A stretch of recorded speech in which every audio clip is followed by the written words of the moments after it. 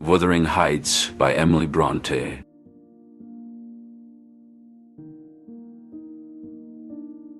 The mysterious Heathcliff.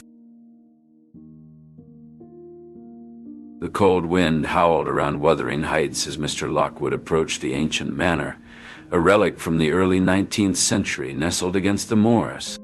The house, with its gray stones and ivy-covered walls, stood solemnly, guarding the secrets of a bygone era. Lockwood, wrapped in his coat, knocked on the heavy wooden door, which opened with a creak to reveal a tall, dark-haired man with piercing eyes. "You must be Mr. Heathcliff," Lockwood said, extending his hand. "I'm your new tenant at Thrushcross Grange." Heathcliff's handshake was firm, his gaze unyielding. "Indeed, I wasn't expecting visitors," he replied, his voice deep and resonant. Lockwood stepped inside, the warmth of the fire a stark contrast to the biting cold outside. He couldn't help but notice the sparse furnishings, the rows of massive pewter dishes, and the absence of domestic warmth. The room was lit by reflected light from immense pewter dishes, and old guns and horse pistols adorned the chimney. "It's quite remote here," he remarked, trying to make conversation. Heathcliff's eyes seemed to look through him. "One gets used to the solitude," he said, leading Lockwood into the parlor. As they sat by the fire, Lockwood observed Heathcliff's stern features soften ever so slightly. "They say you and Catherine Earnshaw were close as children," Lockwood ventured cautiously. At the mention of Catherine, a fleeting image flashed before Heathcliff's eyes, a young Catherine, her laughter echoing across the moors, the wind tangling her wild dark hair. "Catherine and I, we shared a bond like no other. But that chapter of my life is long closed," he said, his voice tinged with a mix of sadness and bitterness. Lockwood sensed the depth of Heathcliff's emotions and chose his next words carefully. "And her transformation after her stay at the Grange? I've heard it changed her profoundly." Heathcliff stared into the dancing flames as if searching for answers. "It did. She returned a different woman, longing for a world I could never offer her. It was as if the moors and the wildness of this place no longer held her heart." As the conversation continued, the howling wind outside seemed to mirror the emotional tempest within the walls of Wuthering Heights. The moors, with their atmospheric tumult, served as a fitting backdrop to the unfolding drama. The strong winds bent the stunted firs, and the sound of the north wind whistling through the narrow windows added to the eerie ambiance. Lockwood could not shake the feeling that Heathcliff was a man haunted by memories, his enigmatic nature only deepening as the night drew on. As the fire died down and the hour grew late, Lockwood retired to his chamber, his curiosity about Heathcliff and Catherine's complex relationship intensifying. The secrets and emotions trapped within Wuthering Heights seemed to echo in the howling wind, setting the stage for the story that was yet to unfold. A rift in the relationship. Catherine stood by the window, her gaze lost in the rolling moors that stretched beyond the Grange. The wildness that once danced in her eyes had settled into a quiet contemplation. She had changed, not just in attire, but in spirit. The days of running free with Heathcliff, her hair a tangled mess and her laughter echoing through the hills, seemed like a distant memory. "Look at you, Cathy," said Ellen, her voice a mix of pride and concern. "You're like a lady of the manor now." Catherine turned, her dress swirling around her. "Do I please you, Nellie?" she asked, a hint of her old fire flickering. Ellen nodded. "You do, my dear." Catherine walked to the hearth where a portrait of Heathcliff hung. "I used to think love was proper," she mused. Ellen watched as Catherine's resolve hardened. "And Heathcliff?" Catherine wiped her face, her voice firm. "I must find my place here." Outside, Heathcliff watched from the shadows, his heart heavy with a pain he could not voice. He had seen the change in Catherine, the way she moved and spoke, so different from the wild child he had grown up with. He longed to reach out, to remind her of the days they roamed free, untamed by society's chains. But as he stepped forward, he heard the laughter of the Lintons from the drawing room, and his resolve crumbled. As the distance between Catherine and Heathcliff grew, so did the rift in their relationship. It was a chasm filled with unspoken words and unfulfilled desires, a silent testament to the cruel hand of fate that had torn them apart. The night grew darker, and the moors seemed to whisper secrets as the wind howled. Inside the grange, the fire crackled, casting a warm glow over the room. Catherine, now alone, allowed herself a moment of vulnerability. She closed her eyes, and for a fleeting second she was back on the moors, wild and free. But the sound of Edgar's footsteps brought her back to reality. She straightened, her face composed once more, ready to play the role fate had dealt her. Passion and societal expectations. In the quietude of Thrushcross Grange's drawing room, Edgar Linton regarded his wife with a gentle concern. "Cathy, you've been so distant lately. Is there anything I can do?" he inquired softly. Catherine, her thoughts interrupted, turned from the window. "It's Heathcliff," she admitted, the name alone sending a shiver through her. "Edgar, visibly unsettled yet composed," replied Cathy. "Heathcliff is different. He does not belong to our world." Catherine, with a passionate undertone, responded, "But he belongs to my heart. You offer me comfort, Edgar, a life of ease and respectability, but Heathcliff, he offers me something else." Edgar, his voice a quiet echo of his internal struggle, said, "But think of our future, Cathy. What kind of life would you have with him?" Their conversation was halted by a knock at the door. Nellie, the housekeeper, entered with a letter. "It's from Heathcliff," she announced, handing it to Catherine. As Catherine read the letter, Edgar observed a subtle yet profound change in her demeanor, a silent testament to the enduring bond she shared with Heathcliff. The consequences of desire.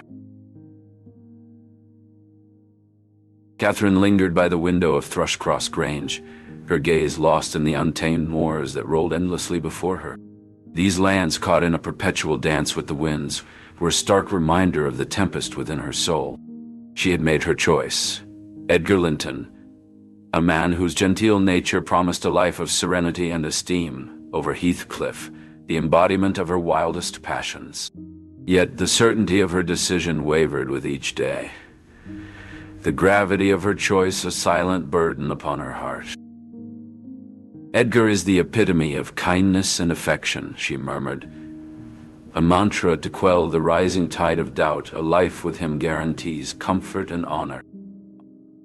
But the moors whispered of a different truth, of days drenched in the freedom of youth with Heathcliff, whose spirit remained as wild and unyielding as the heath itself. It was on an evening, painted with the fiery strokes of sunset, that Catherine's resolve shattered. A tempest of longing and trepidation surged within her, propelling her from the safety of the Grange to the doorstep of Wuthering Heights.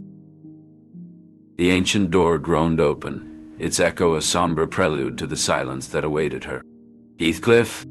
Her call, a blend of hope and fear, vanished into the shadows of the empty halls.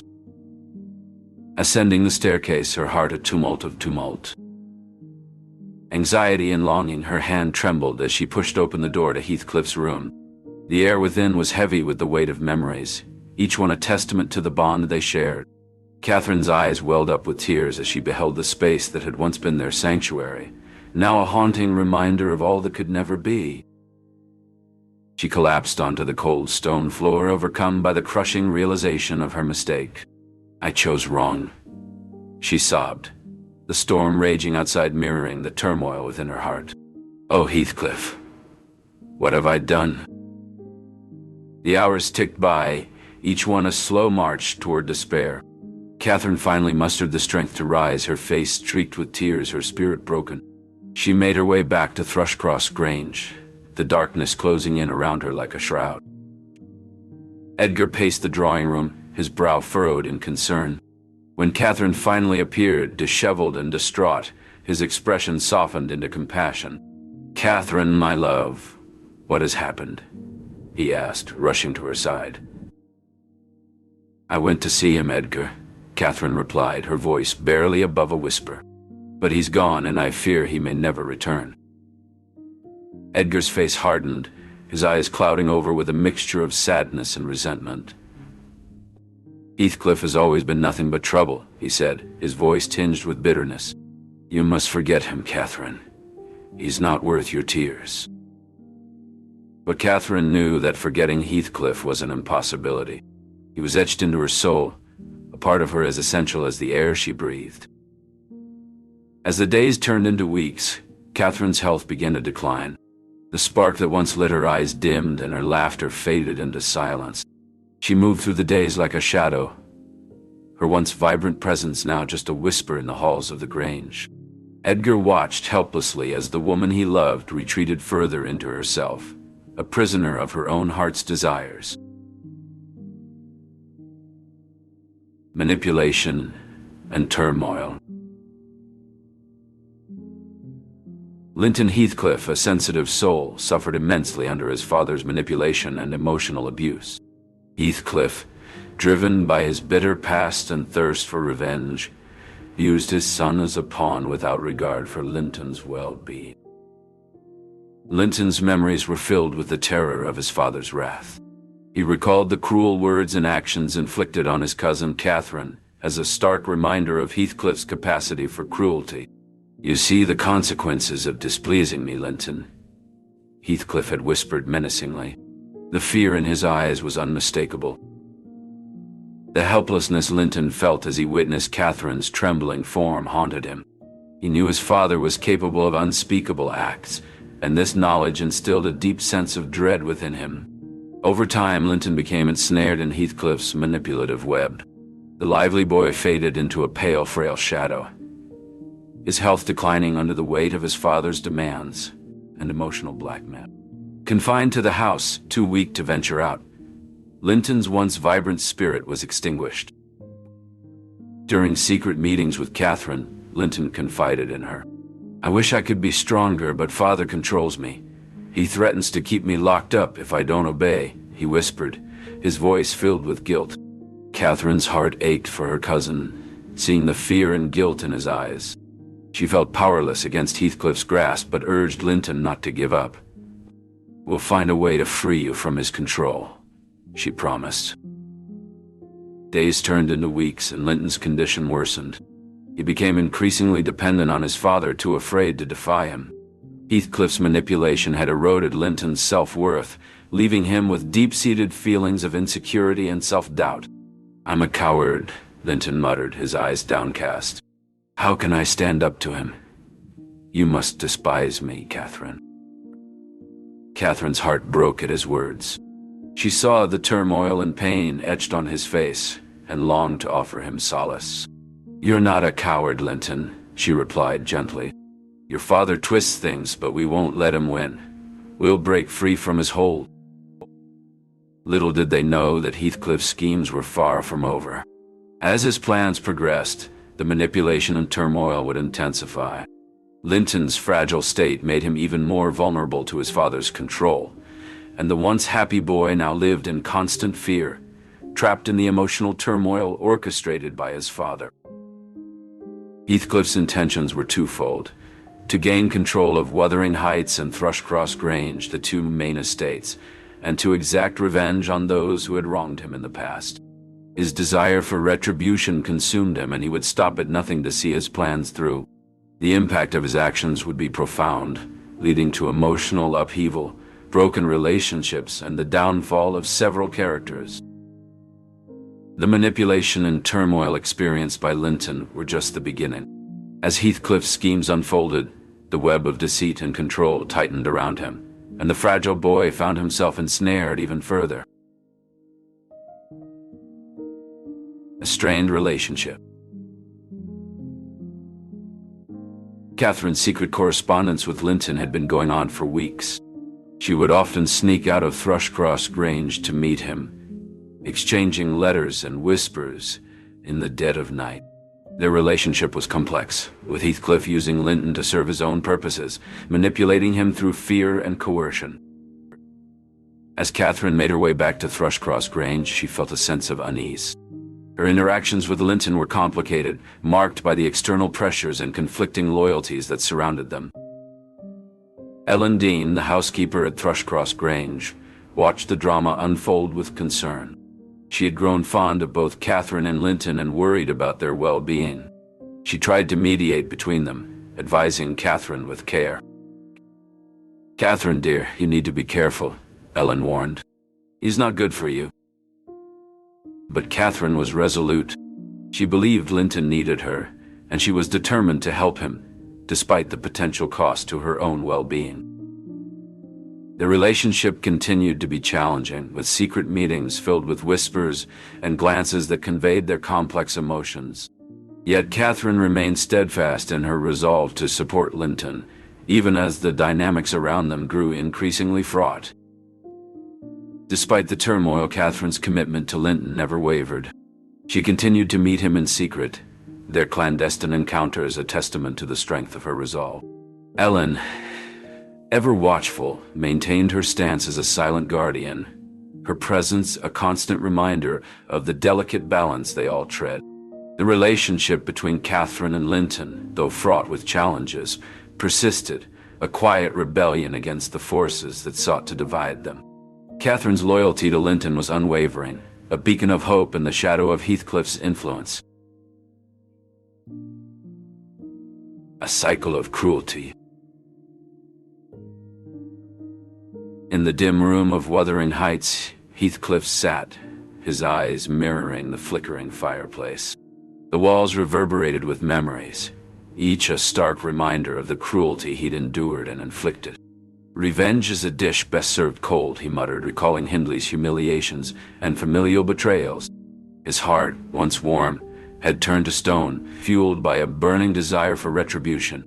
Young Hareton entered, questioning Heathcliff's vengeful actions. Heathcliff, resolute, explained his need for payback, dismissing love as a weakness. The wind howled outside, a mournful echo of Heathcliff's lost self. Hareton, brave beyond his years, challenged Heathcliff's views, advocating for kindness and second chances.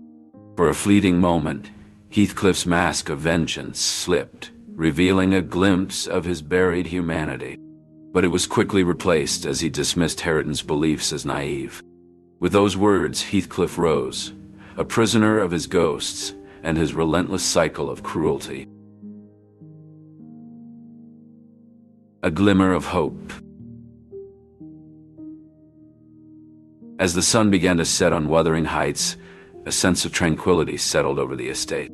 The air was filled with the sweet scent of blooming flowers and the sound of birds singing their evening songs. It was as if nature itself was trying to bring peace to the tumultuous lives of those who lived within its walls.